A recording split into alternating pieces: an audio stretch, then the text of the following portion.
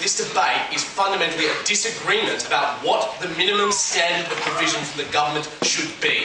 That is where the clash lies. What we've told you that the minimum is far, far lower than what they wanted to point out. We've told you the government's role is always to provide and facilitate the environment in which individuals can self-actualise, in which individuals can lead their own lives and do what they like. The government should stop you from falling below a certain level, give you a basic education and help to function, but not provide you with everything you need. The government, for example, doesn't have an obligation to provide you with a job. They do have the obligation to provide you with the tools to get a job and put you in that position, but not to give you a job. We say the same sort of thing applies for home ownership.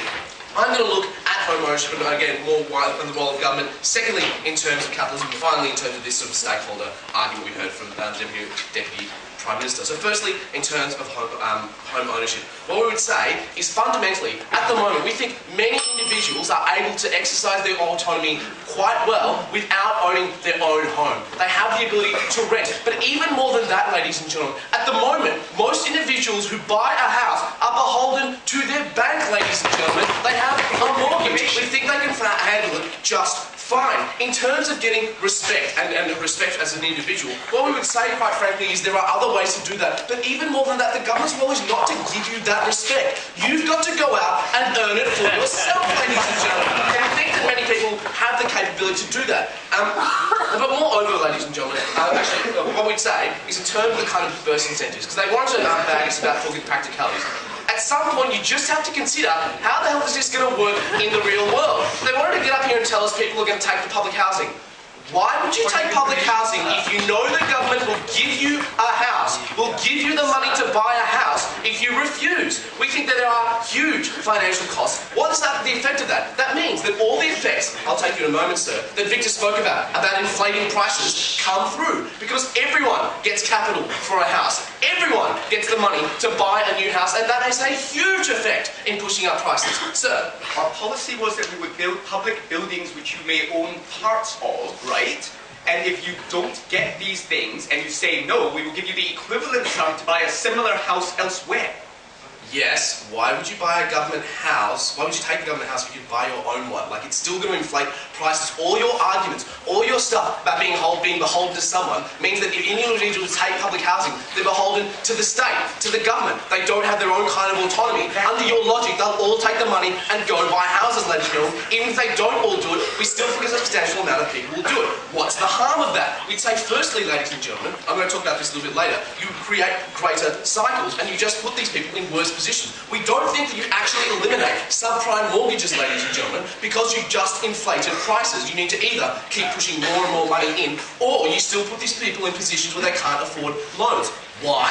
The people we're probably talking about are people who are lacking educated, ladies and gentlemen. They don't have job skills and sort of a high level of education, which means they are the most financially vulnerable in society. And this is exactly what Victor told you, ladies and gentlemen, that when you inflate prices like this, you only further the kind of signals to go out and buy a house, because we just don't think that you have the capability to do that. Finally, ladies and gentlemen, on this kind of stakeholder analysis, what we heard is the idea these individuals need to buy a house to be stakeholders. We have several things with that. Firstly, we say that a lot of people actually enjoy moving from community to community, going from different place to place. Secondly, ladies and gentlemen, we say if people do want to settle down, they have the capability to do so in a renting situation as well. Like, think about it from a landlord's perspective.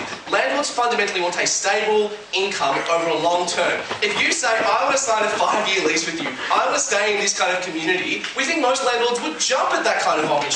So we think there are great opportunities currently to build those kind of routes that they want. We just don't think you need this kind of policy to do that. There are far easier and far cheaper ways to build social capital, ladies and gentlemen, that you wanted to talk about. I'm going to look at two arguments. Firstly, why this worsens inflationary cycles of boom and bust, and why that's ultimately bad for homeowners. And certainly we think that even if this policy doesn't cover everyone, there'll still be people we think who will have mortgages. And secondly, why this actually reduces the individual's autonomy.